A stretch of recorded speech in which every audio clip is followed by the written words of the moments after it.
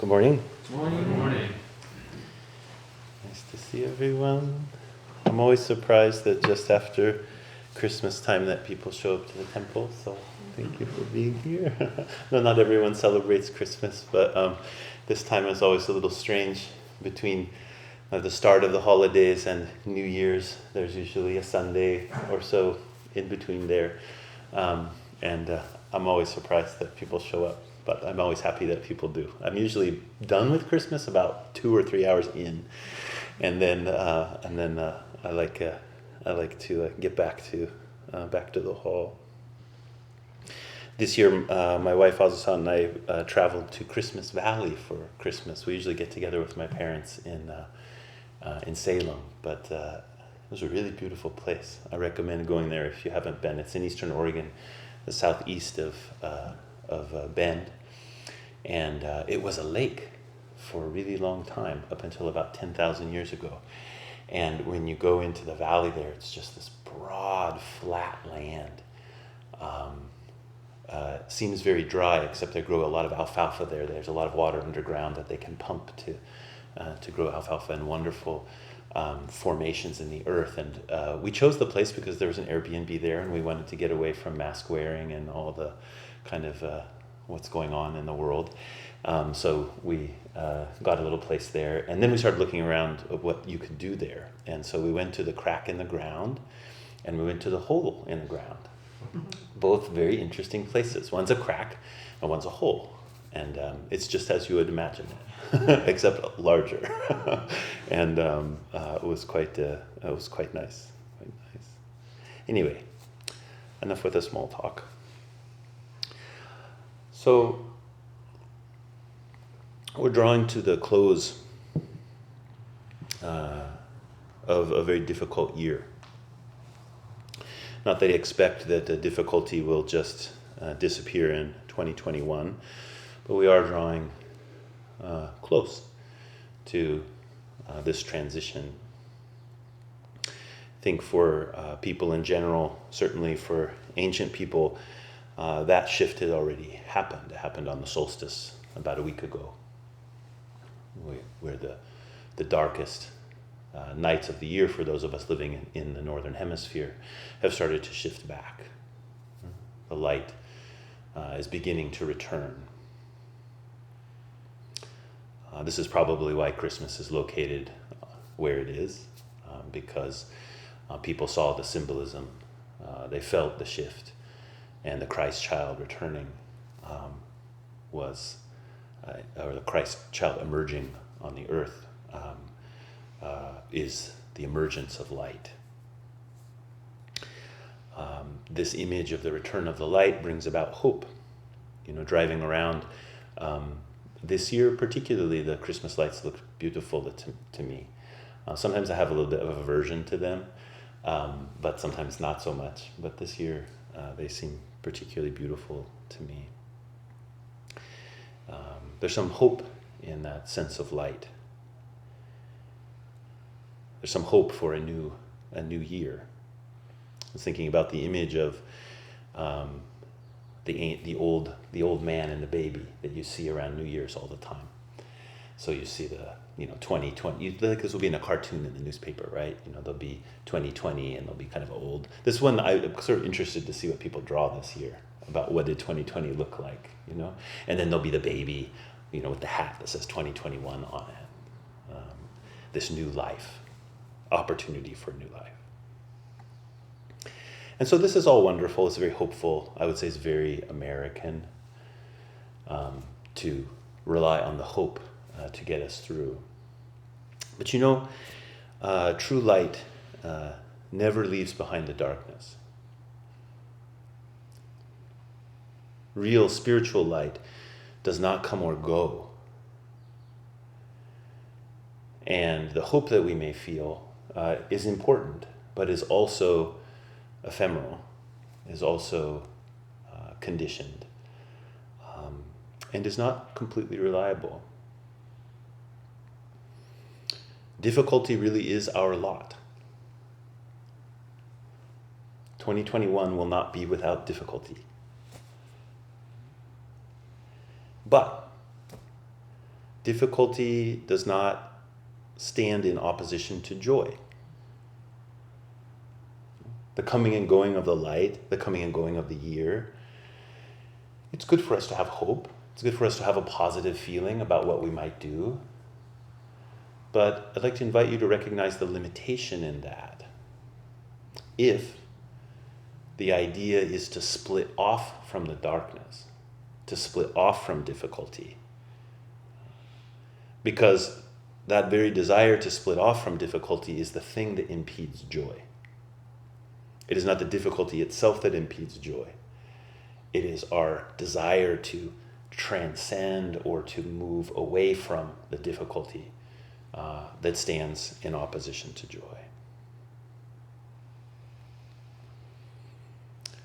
So as we stand at the gateways of the death of 2020, we can think about that death as simply being good riddance. I'm ready for something else. And a little bit of that, like I'm saying, adds flavor to the soup.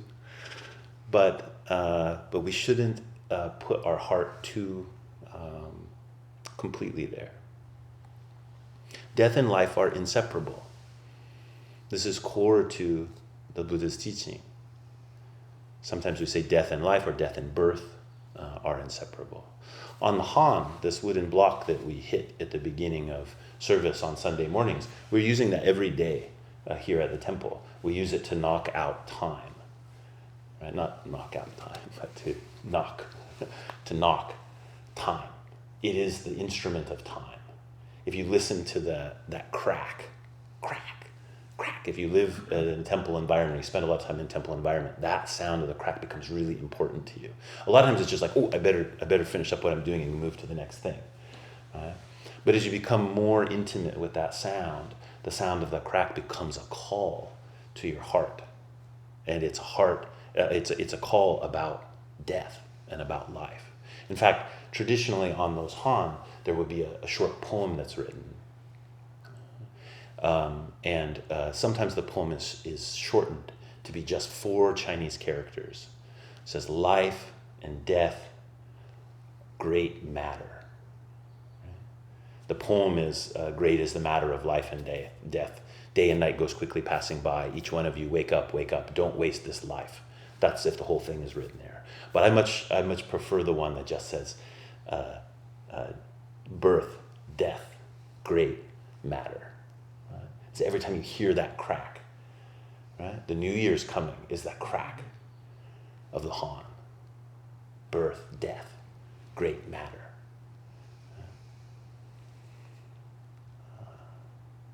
That is time. Time is calling us, asking us to wake up, inviting us to wake up. But that waking up, the great matter of waking up, is never apart from birth and death. This is the constant study of Zen. Birth and death doesn't happen laid out in time alone. It's not just that you're born, into the world and then you live a certain period of time and then you die. But that moment of your birth, boom, that's completely birth. And that moment also is completely death. And the next moment, completely birth, completely death, completely birth, completely death. This is the quality of time, not just something that is laid out in time. And it's what we endeavor to wake up to. If we hold on too much of the story of the dark is passing, the light is coming back, we get trapped in time. We get trapped in the deep difficulty of this moment, rather than finding the deep joy that doesn't stand in opposition to the difficulty. Again, this is not about transcendence. There's a way in which Zen practice can look cold. It can look like our heart is becoming cold to the difficulty of the world. Sitting. We don't keep it that warm in here. So there's a kind of image which can give us a misunderstanding of the deep richness of a heart that does not turn from birth and death. If you pull back from the full reality of birth and death, that's when you get sunk in despair. You're pulling back in isolation. So 2020 has been brutal.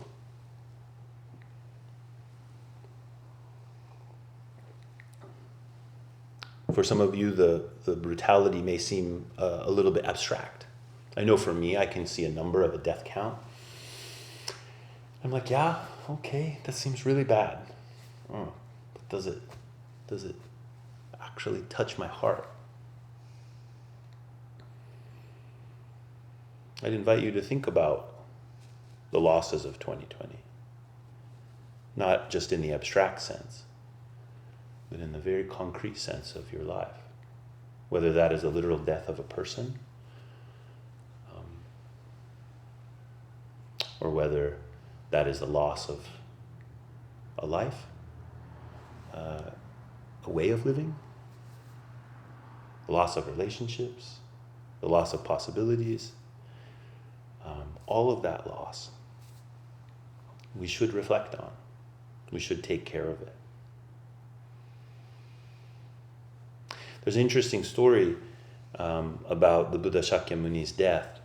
And if you can imagine the assembly of renunciates that were around Shakyamuni Buddha as he approached his death. When I think of the story, I think of this thing I always used to say to my daughters when something would break. I would say, oh, all things that have a form, and they knew the rest of the line, eventually will break. And then when I remember one day when we were living here at the temple, and my favorite teacup, which I'd had for a long time, maybe like 12 years, I'd really taken care of it. It was my favorite teacup, and they were washing it, and it broke. I think actually it was Azusa, my wife, who dropped it and broke. And it broke, and she picked it up, and she looked at me, and she said, all things that have a form. Straight away, boom. It was like, oh yeah, serve your medicine right back to you. But the reason I think about that story when I think about the Buddha's death is that's how the people around him would have been. They weren't new to death. They had spent a life, especially those renunciates, had turned out all of their life into facing impermanence and to facing it with equanimity. And so if you see pictures of the Buddha's death, drawings of the Buddha's death, you see all this, this renunciates sitting around. Except one. Among the renunciates, there is Ananda, who was the closest to the Buddha. He spent years with the Buddha as his personal attendant. And there's beautiful imagery of Buddha weeping. In one story, he spends some time with the Buddha, and the Buddha is telling him, "Oh, don't weep, don't worry. You don't need to be sorrowful." But then, in the change in the story, the Buddha starts to talk about these spirits that are coming to behold the Tathagata as he's about to pass from this world, who's there to behold the Buddha, and he tells Ananda, "Get out of my way," or actually get out of their way, because they are also grieving and they want to behold the Tathagata. It's a very interesting part of the story. Why is he talking about these spirits from other worlds to Ananda, who is full of grief, which the Buddha, I'm sure he could have sensed. They were so close. They spent so much time together. Right? So at one side, he's telling Ananda, there's no need to grieve. This is natural. Right? But in another sense, he speaks of even these spiritual beings who you would think would have a leg up on us, who are all in deep grief. And then Ananda recedes, and then later he's found weeping by a pillar. That's a famous motif for artwork.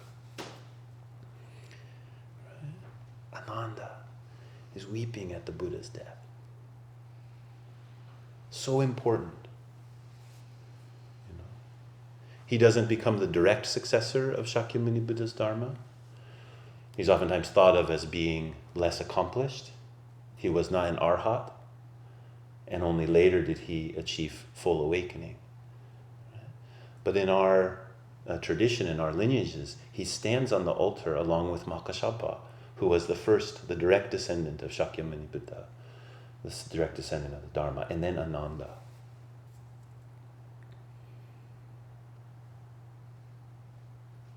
Ananda's weeping, his embrace of death with grief and with tears, is a great teaching. And that's the wind up to what I actually want to talk about this morning, which is death poems. So, why we put Christmas lights on and we're caroling, or we're, looking for the new year and making our resolutions about how we're going to be better, et cetera, that tends to be our trajectory. There's a tradition within Buddhism, particularly within the Zen school, to write a poem about death, to write a poem about your own death. And that in each new year, a person would write a death poem, and then if you died that year, that death poem would be your death poem. The idea of writing it early, if you could spontaneously just, like while you're about to die, well, that would be perfect, right? But you never know when you're going to go. So you write one, you put it aside. And then right before you're going to die, maybe you could eke one out, then they'll use that one, But if they don't, they can go in your desk and find the one that you wrote, and that would be your death poem. This is based on the last teaching of Shakyamuni Buddha. That's why I was talking about Ananda. So as the Buddha died, he gave his last teaching. Yui Gonkyo is the name of it in Japanese. Based on that tradition of the last teaching that he gave in China, very eminent masters of the Dharma would compose a teaching upon their death, and it would come in the form of a poem. But it would only be the very elite people who would do that, like abbots of big monasteries and things like that. Maybe other people wrote them, but no one really cared, right? Those were the ones. Those were the ones that were, really prized. And then in Tokugawa, Japan, this became a practice of people whose vocation was priest. So people who were taking care of the temples, who were living the life of a priest, they would take this up as a practice. So the idea was, if you were living the life of a priest, that if you died, you needed to have one of these, and you didn't want your family or your disciples or all those people to have to kind of put something together for you when you died. Kind of go to the standard book of death poems and kind of pick one out. Everyone would know, right? You should be expressing your dharma through your death, and so it became this kind of regular practice. I've been doing my best over the past 20 years, maybe 15 years, to try to bring this practice to everyone here at Buddhaya Temple, right? That you don't have to be any particular thing to take up this practice of writing a death poem, that this is for everyone. Right? And there's something really important in it. It's a place that connects our heart with birth and death, right? In the same way that the crack of the Han can remind us, whoa, the splendor of the world, it's right here, and it's totally gone. Right? At the time of the new year, to reflect about your own life through death brings a special kind of teaching. Ananda's tears are a poem.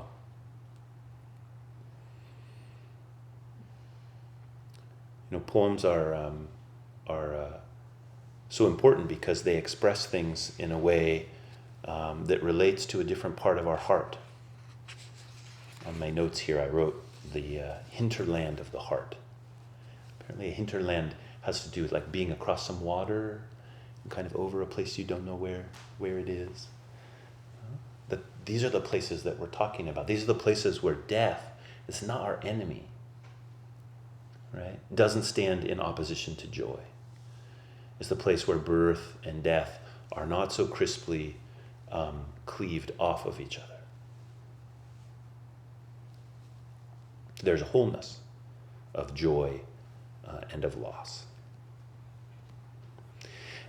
And I usually talk about this in the New Year's, and then almost no one writes a death poem, because I figure everyone's now in the New Year, they're like, ah! So I thought today would be a good day to talk about this so that you can all, what do you call that? Like a pontificate upon your own death over the New Year. And then that will bring you into 2020 with a different kind of mind. So we have a record of many of these death poems, and I'm just going to read you a few. And I have a special one today. It was one of the teachers that was very important to me, Itabashizenji, who passed away this year, his death poem. But first, I'll just introduce you to a couple from famous teachers. The first one is from Nishiyari Boksanzenji. He was probably one of the most influential teachers of the Soto school in Japan in the modern period. He wrote so much stuff, like maybe too much. And a very important commentary on the Shobogenzo, Dogenzanji, the founder of this school in Japan, his famous work, the Shobogenzo, he wrote commentary on that. That's very, still used today, is very important. Very influential monk and teacher. This is his death poem. He says, "An old monk at the age of 90, at the limits of words and speech, there is no final word. The moon is bright, the wind is cold." Now, a death poem is supposed to express something about the person who is writing it. There's a kind of formulaic thing that people use sometimes, and then also cast aside when they don't want to use it. It's very free in that kind of way. Sometimes a form gives you freedom, and sometimes a form keeps you from freedom. So the idea of the form is to invite you into a freedom. But if the form becomes overly burdensome, then we cast it aside. This particular poem by Nishiyari Boksan follows the form fairly closely, right? He, not exactly, but fairly closely. He talks about his age. So always these will say something about the number of years. You always hear that, right? So he says, "An old monk at the age of 90. Okay? That's the opening line. "At the limits of words and speech." So normally the line about the age would be the second line. That's the more normal way. And the first line is like an expression of your how you lived. Right? So here in Nishiyari Boksan's poem, you hear "at the limits of words and speech." Right? For someone who wrote so much, was just trying to use language to teach about what can't be taught in language. Right? That's how he lived. He was right there at the edge, at the limits of words and speech. And then the next line is usually like a turning word. It's like, this is what it is as I'm facing death. And he says, there is no final word. I love this expression for him, knowing so much about his life. No final word. He wasn't rejecting words, but he's also not going to give the final word in which everyone can now kind of set their life up, right? Because he's a great teacher. He's supposed to be teaching his students with his death poem. There's no final word. So they have no place they can settle down there, actually. He's encouraging them to go on. And he's probably also reflecting on his own inadequacy. After all these years of talking, there's no final word. It may be obvious why I resonate with Nishiyari Boksan so much. I talk a lot. Right? No final word. The moon is bright, the wind is cold. Usually the last line is an expression of the path of awakening, or an expression of awakening. Again, that's the kind of standard form. That how you've lived, what is your living been like? How long have you lived? What's your feeling as you face death? And then, what's your expression of Zen? What's your expression of awakening? Right? That's the kind of 4-line setup.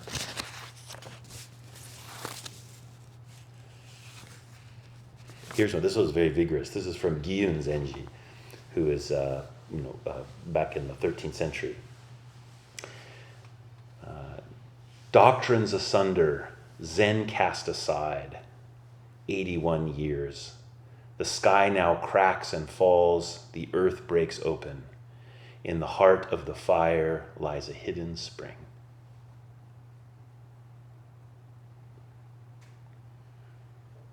Again, you can see how it follows the pattern. Right? All doctrines split asunder. Zen teaching cast aside, 81 years. The sky now cracks and falls, the earth breaks open. In the heart of the fire lies a hidden spring. Now there's a bit of wordplay that's in this that I won't go into too much, and that's one thing as people read these, they start seeing how they're connected to their ancestors. So Dogenzanji, for example, talks about the yellow spring in his death poem, which I'll share with you in just a moment here. So you can see in a way that Gyun he's calling on that. He's summoning Dogen's death in his own death poem. In this poem, I love the third one. As he's facing death, the sky now cracks and falls, the earth breaks open. Right? Not lifting off at all. He's not saying, oh, this difficulty, people who aren't as accomplished and as practiced as I am see it as difficulty, but because I have practiced so much, I do not see it as difficulty. I just ride through it with no problem. It doesn't say that at all, right? The sky now cracks and falls, the earth breaks open. Is death not like that? Is loss not like that? In the heart of the fire lies a hidden spring.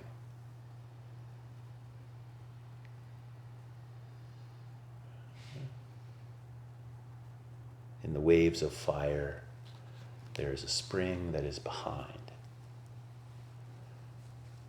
What is that spring? Dogenzanji, who's revered as the second founder of Soto school in Japan. Dogenzanji traveled to China, received the Dharma from his teacher Nyojo Zenji, returned to Japan, and then he left the Dharma to Teacher Ejo Zenji, who then left the Dharma to Tetsugikai Zenji, and then Keizan Jokin-zenji was his Tetsugikai's successor. So he's like the great grandchild of Dogenzanji in the Dharma, right? And he was the one who really spread the Soto school throughout Japan. It was relatively obscure. Dogen was not treated very well when he returned. That kind of happens when you come back and say, you are all totally wrong and I'm completely right. People tend to say, why don't you not hang around here, especially if there's a state religion or something like that, which there was. And so he was pushed to the outskirts and then eventually founded his monastery way up in the mountains of Echizen and practiced together with a smallish number of monks. And was largely unknown. Dogenzanji then brought his teaching forward and had many, many, many students that spread out through Japan. And we can trace back all of our lineages of the Soto school that are extant in Japan now. They all trace back to Dogenzanji. He's oftentimes referred to as the mother of Soto Zen. Dogen is referred to as the father of Soto Zen, which has a whole bunch of problematic genderized things in it. But the reason people use that term is that he was seen as being this deep embracer of people, and that the lineage and the teachings were going to flow through people. And he had many, many students, both priests and lay people. And he started many of the ways of practicing that we really care about now. For example, lay people receiving precepts, which hadn't happened before that, at least within the Soto school. His death poem reads like this. It breaks a little bit with the length that I had been talking about before. It's a slightly different. These are all in Chinese, by the way. Even though they're Japanese masters, they wrote the poetry in Chinese, which I'm not expecting that you would do. But you can use whatever language is good for you. I write in English. So Keizanzenji says, "This rice field I've cultivated myself lays fallow. No matter how many times I've gone to buy and sell, boundless numbers of spiritual seeds and sprouts ripen and shed their leaves. On top of the Dharma hall, I see someone holding a hoe," or a mattock, but most people don't know what a mattock is. That's a big, thick hoe. "This peaceful rice field I've cultivated myself lays fallow." That's an interesting line. This peaceful rice field, or you could say something like, "This rice field I've cultivated myself is idle." No matter how many times I've gone to buy and sell, boundless number of spiritual seeds and sprouts ripen and shed their leaves. On top of the Dharma hall, I see someone holding a hoe. So see here, he didn't talk about his age, right? But he talks about the quality of his life. This rice field, oftentimes we think of the practice community as a field. You'll hear this term field of merit. In a very traditional sense, the monastic sangha or the renunciate sangha was referred to as a field of merit because you could put seeds into it. You can make a donation to support the renunciates, and that will create merit. That was a very traditional way of understanding. Right? But we have a much broader way of understanding that the practice itself is a field of merit, and that we put ourselves into it, both materially, right, but spiritually. And as we do that, there is something that returns. Merit is produced. So he's saying, I've cultivated this field myself, but notice that it is an idle field. Right? He's cultivated this idle field. He says, no matter how many times I've come to buy and sell, a boundless number of spiritual seeds and sprouts ripen and shed their leaves. So, in how many times he's living? How many times has he gone through a New Year's? How many times has he had hope? How many times has he tried to make something happen? How is he trying to get something, to sell something? Aside from all that, this field which is idle is bearing all of these seeds. And then he says, on top of the Dharma hall, I see someone holding a hoe. He doesn't say, I stand on top of the Dharma hall with a hoe. But the Dharma hall is cultivated with this hoe over and over. Anyway, this is the thing about poetry. You can just go on and on about it. Sorry.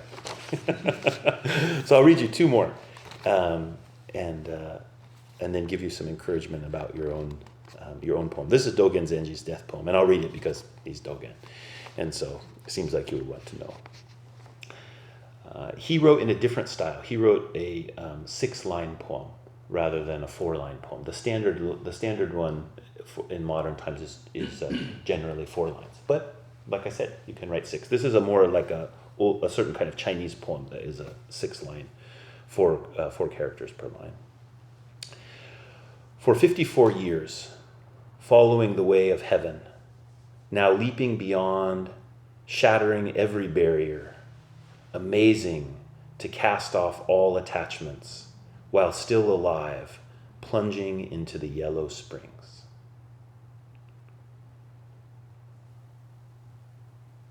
Now the one reference here that is hard, you just have to know it to get it. The yellow springs is a reference to hell. So I'll read it again. Now, hell is a tricky word, right? I don't mean the hell of, well, maybe lowercase h, hell, rather than uppercase h, hell. I'll just leave it at that. For 54 years, following the way of heaven, now leaping beyond, shattering every barrier, amazing to cast off all attachments, while still alive, plunging into the yellow spring. The thing I love about this poem is, just like Nishiyari Zenji's poem, he's not giving anybody some place to stand.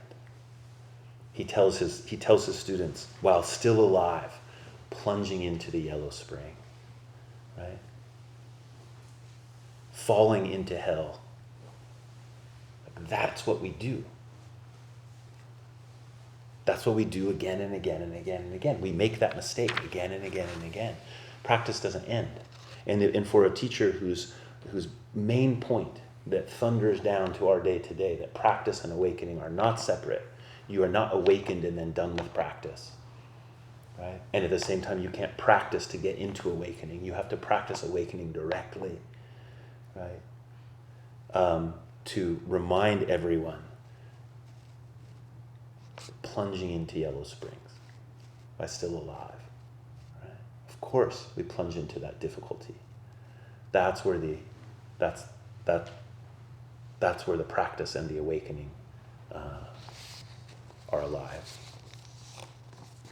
So the last poem, this is Itabashizenji, who was, like I mentioned earlier, very important teacher to me. He was the abbot of Daijoji, where I did a stint of monastic training.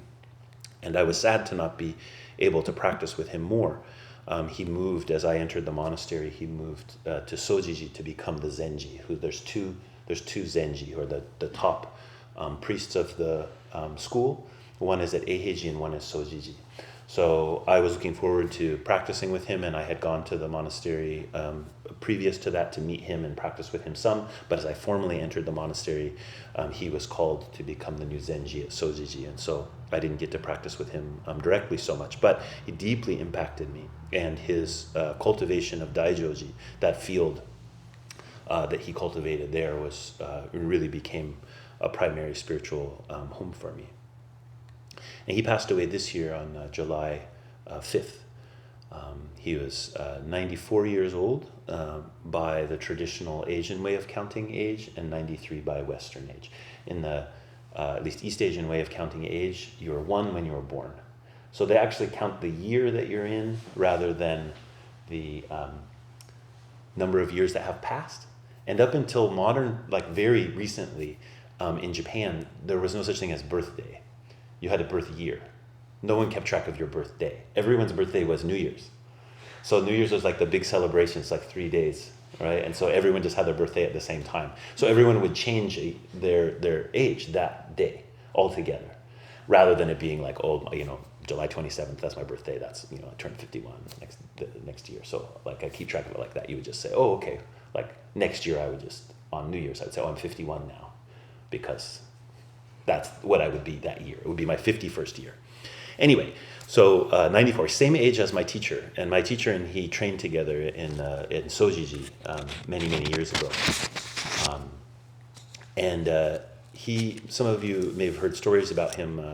Sogaku, one of my students, trained at his monastery, not Daijoji, but another monastery, Gotanjoji, when he left Sojiji. So he went from Daijoji monastery to Sojiji monastery. He was there. And then he stepped aside from being the Zenji, which is very rare. Usually Zenji serves until they die. But when he became the Zenji, he said, I don't think I can do this for that long. 5 years. And then he wanted to stay on longer, but he had said 5 years and he had made some enemies. So they were all reminding him that it was time for him to step aside. Enemies may be a strong word. He was pretty radical. And so he liked to stir the pot a little bit. And then he moved and he started a monastery called Gotanjoji. And this monastery was famous for cats.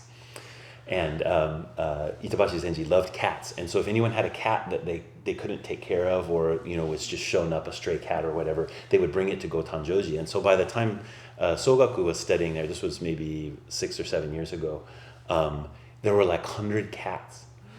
And he said when they would have a big ceremony or something, the monks' jobs would be to like move the cats so that people could come into the front, they could get the cars into the parking lot. And he said there's just hours and hours and hours of samu is what we call work. And so it was all cat samu, just like cleaning up after them and feeding them and everything. It got a little bit over the top, and then they had to stop taking cats. But this was kind of Itabashizenji's heart. He was just like, he wanted everyone to experience the Dharma. In fact, Daijoji, he would refer to as the welfare monastery. So he said, oh yeah, we have all these, these monks here. They're all kind of, but someone's got to take care of them, and so he would do that. I'll tell you one more story about him, and then I'll read you his poem. When I had gone to Sojiji, I had entered Daijoji Monastery, matriculated into Daijoji Monastery, and like I told you earlier, Itabashizenji moved to Sojiji to become the Zenji, and so all of us at Daijoji Monastery traveled to Sojiji. It's quite a long way. We traveled there for his installation ceremonies as the Zenji, which would be proper. He was, the abbot of our monastery was becoming the abbot of the head temple. So we all traveled there, and then he invited me and one of his students, whose name was Sokai, who had been training at Daijoji for quite a few years, to stay on at Sojiji for a week after the installation ceremonies, because they were going to have a jukai, a special precept ceremony.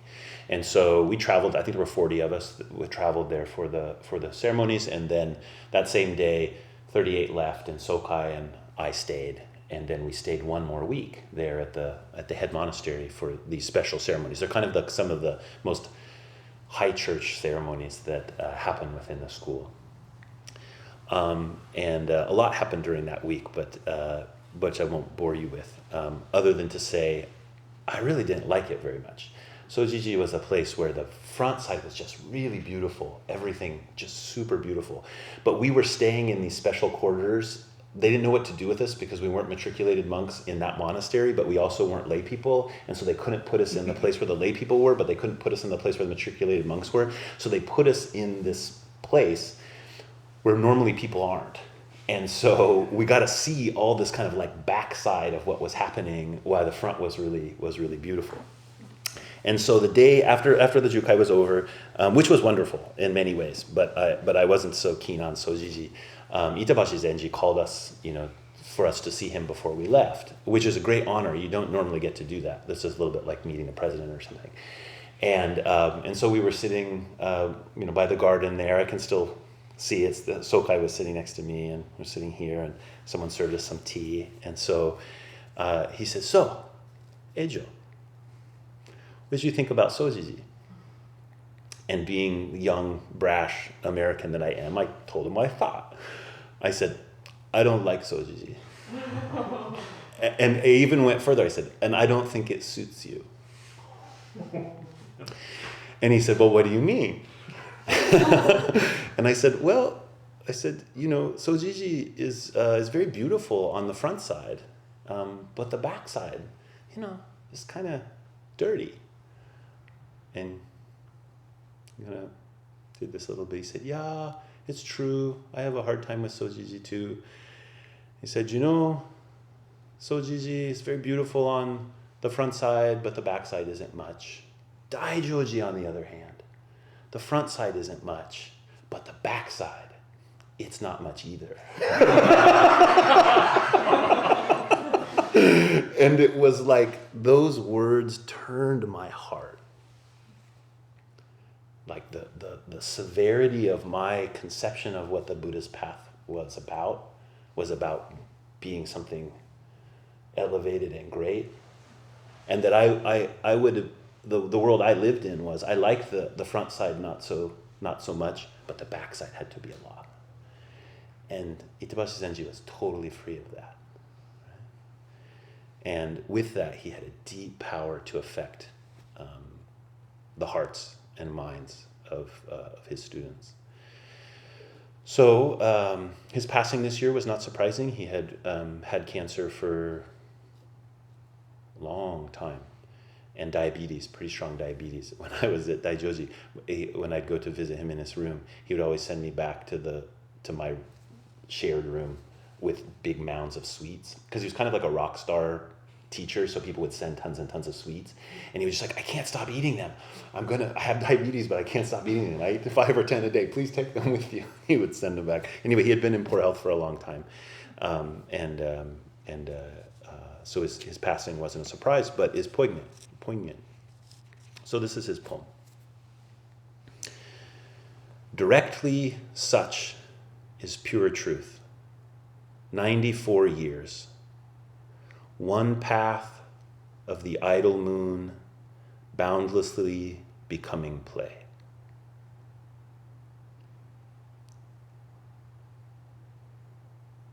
Directly such is a pure truth. 94 years. One path of the idle moon, boundlessly becoming play. Now, because this is Chinese, there's a lot of ways that you could invert things. It's hard to say which is affecting which. But this third line, again, which is the line about classically, and this follows the pattern pretty classically, is about his feeling about life and death, or facing death. What is he going to say about the great matter? And in the Chinese, actually, it just says idle moon, one road. That term idle moon, that was his special name that was given to him when he became the Zenji. It's the same idol that is in Keizan's idle field. Right? It means like quiet. It means like when you have nothing to do, when nothing can be done. How challenging that place is. Right? People thought of Itabashizenji as somebody who's just a big-hearted person, but there was a fierce practice inside of him to be idle, to be able to receive the gaze of the whole world as the moon does. It has to be idle. It has to be quiet. It has to be at rest. And he called that one path. Right? That idle moon is one path, is one road.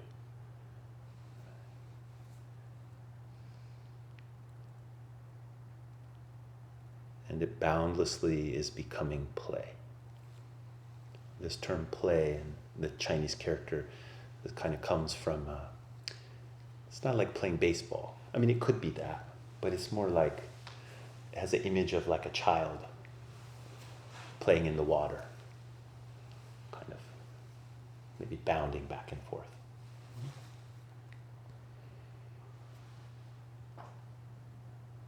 It's exactly the heart that I feel so lucky and humbled to have met, one of many, many thousands. So, that's all in encouraging you to think about your life in this way, and to write something yourself. Don't think about, I've been reading you the poems of Zen masters. They're the top poems of the schools. You are also such a person. There's no difference. And if you take the time to think like, okay, I'm taking stock of my life today. What do I have to say? That is always a precious, precious thing. And it's a good way to start a year. So, how you've lived, how long you've lived, your feeling about life as you're turning towards death, and your understanding or your expression of Zen. Okay? That last one, don't worry about it. Just do it. That's what Zen's inviting us into, not being something great.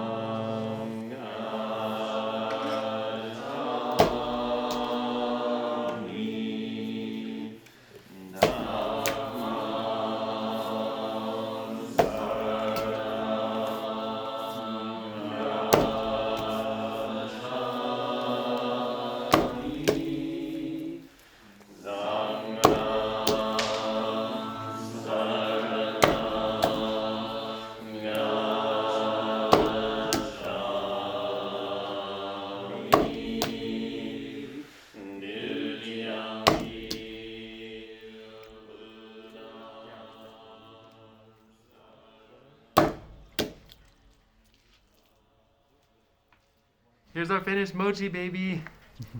Oh, yes. Sweet, wonderfulness. Hot, sticky mess of beauty.